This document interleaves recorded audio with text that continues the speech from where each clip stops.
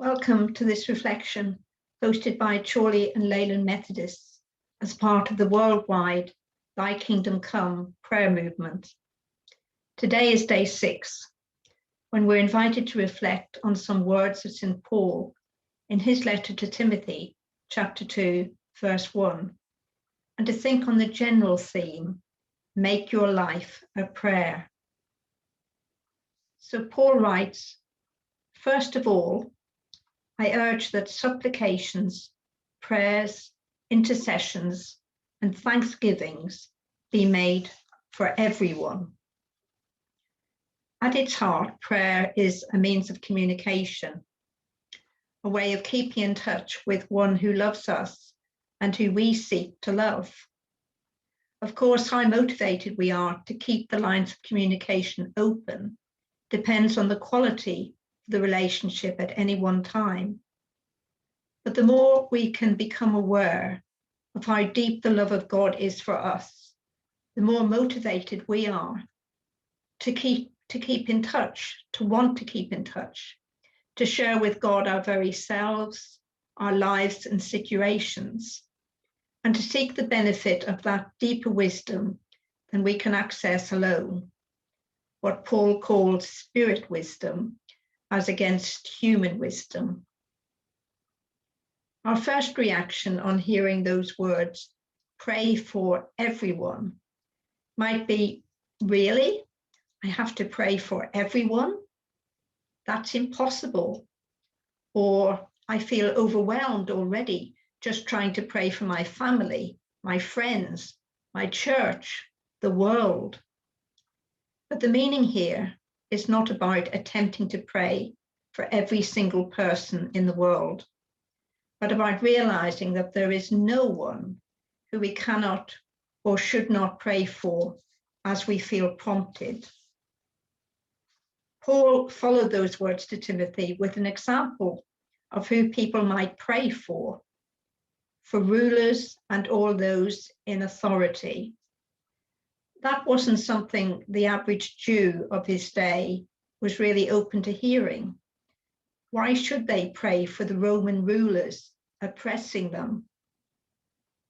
But he was trying to show them that God is always trying to bring about change for good, for justice in his world.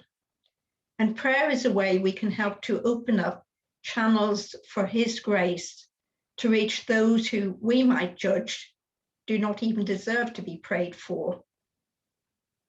Indeed, perhaps those we think least deserving of our prayers may actually need them the most. Paul also writes elsewhere that we should pray all the time, unceasing. Again, this is not intended to weigh us down with guilt, that we are not constantly directing our attention towards God, but rather to remind us that we can communicate with God wherever we are, whatever we're doing. My husband, Robert, came home from church on Sunday and told me the vicar made the same point by referring to an old advertisement slogan for martini. Anytime, any place, anywhere. So as this reflection ends, consider taking a little time in prayer, perhaps for those 5 people God may have especially laid upon your heart to pray for during this time, but also for political leaders, those you might support, and those you might oppose or even detest. Pray for somebody who you would not normally consider praying for, perhaps because you do not like them or even consider them deserving of prayer. Submitting all to God, allowing God to make you part of his bigger plan for you and for them. Finally, some words to ponder from Tom Wright. As so often in the New Testament, the call to prayer is also the call to think clearly about God and the world and God's project for the whole human race. Don't rest content with the simplistic agendas of the world that suggest you should either idolize your present political system or be working to overthrow it.